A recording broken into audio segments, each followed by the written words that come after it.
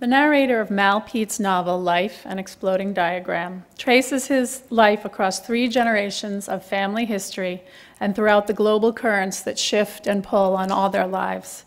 A scholarship boy growing up in government housing, Clem is stunned by the returned affection of Bratton Manor's posh, protected daughter, Frankie. The immediacy of the teen's experience captures all the urgency and sweetness of adolescent love, while adult Clem's experienced look back overlays a historical lens that both heightens and shadows their time together. Peet weaves the inextricable strands together with light-handed literary language that is funny, tender, and as laden with irony as our own human history. I am delighted to present a 2012 Boston Globe Hornbook Honor Book Award for Fiction to Life, an Exploding Diagram, published by Candlewick Press, edited by Elizabeth Bicknell, and written by Mal Peet.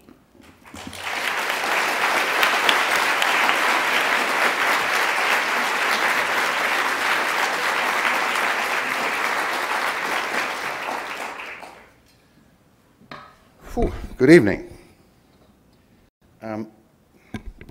This is a moment of personal failure. I have once again failed to write a book that will die in the USA. I've been trying for 10 years now. I started off with a book called Keeper, which is about a game that you call soccer. We call it football for the tediously prosaic reason that you play it with your feet. The game you call football, you play with a ball that isn't ball-shaped, and you use your hands. So it should really be called something like hand egg.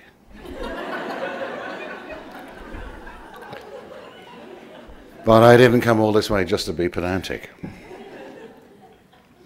When I finished Keeper, I thought, right, this is going to fly across the pond like a brick balloon because the Americans don't know anything about soccer. Well, I was about as wrong could be. Turns out you folks are pretty good at soccer, even though I may well be the first Englishman you've ever heard admit the fact in public. With Life, an Exploded Diagram, I thought I'd pulled out all the stops to prevent you enjoying it. Not only does it have, like its author, very short sight, so I'll put my specs on, pretend. I printed it in bold. I still can't read it. I'm so elderly. Where was I? Oh, right.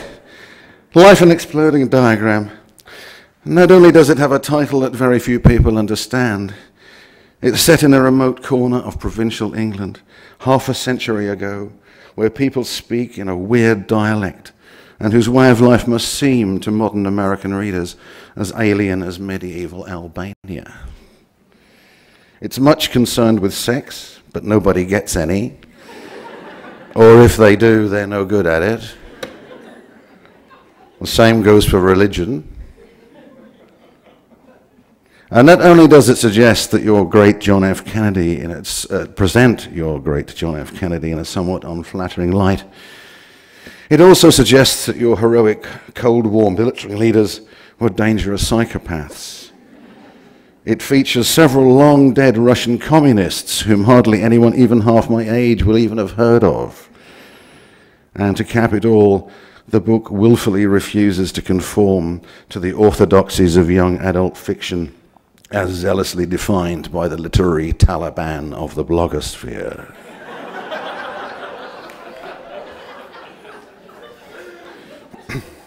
To be honest, I'm running out of ideas as to how to make you folks ignore me. I had, of course, not reckoned on the openness and generosity of American readers, both young and not so young.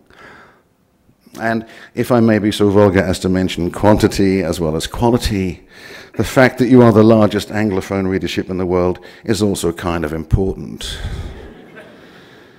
It means that you can find room for the kind of writer who fails to write the literary equivalent of the McDonald's #1 combo, or the writer who willfully refuses to admit sex-averse vampires into his or her cast of characters. or the writer who, for the sheer merry hell of it, likes to write against the grain. As someone who fits into these non-categories, I am extremely grateful to my American readers, as are my ragged wife and my starving children.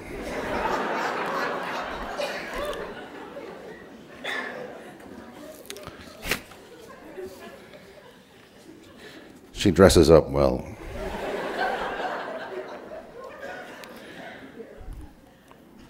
While I'm in grateful mode, I'd like first and foremost to thank the Gloucester Globe and the Hornbook for the generosity. It's telling tales out of school, but when Life and Exploded Diagram got a starred review in the Hornbook, Liz, my American editor, emailed me and said, "Rejoice, Mal, those people are not easy to please." Capitals NETP. I'd like to thank the judges for their taste and wisdom, or waywardness and eccentricity, or whatever it was that fetched me all this way here this evening and made me feel this good. And of course my American publishers, Candlewick Press, for their unflagging support of my work, for not being mere dedicated followers of fashion, for turning my unfashionable manuscript into a handsome, tactile, and dare I say, sexy object. And I'd like to thank you all for listening and for reading. Thank you very much.